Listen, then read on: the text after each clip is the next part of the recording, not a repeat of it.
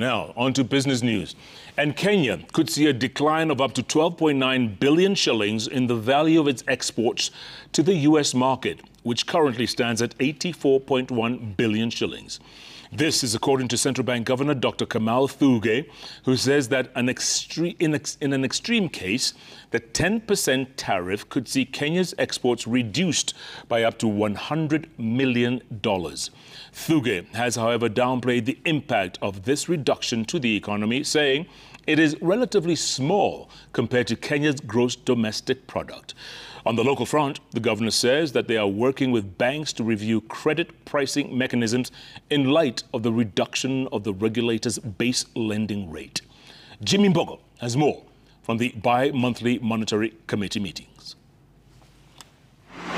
The Central Bank of Kenya has announced that it is currently reviewing the risk-based pricing models in an effort to issue further guidelines to commercial banks to enhance credit availability in the market. According to CBK Governor Kamal Thuge, the CBK has come up with proposals that will guide the revision, even as he expressed concerns over growing non-performing loans in the banking sector.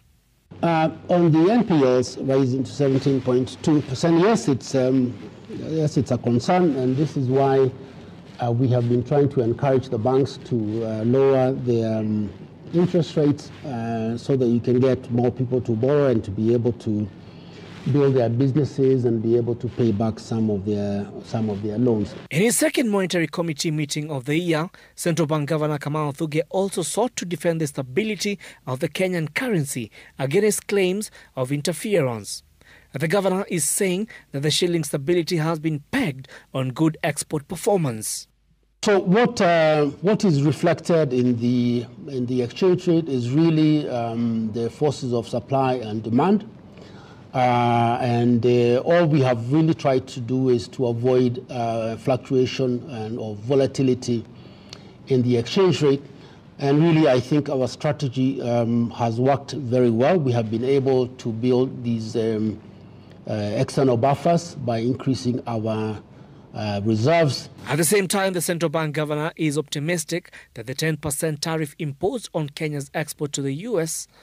will have minimal impact on Kenya's balance of payment. In an extreme case, we expect, if that does not change, that could have an impact, the 10% could have an impact and reduce our exports to the U.S.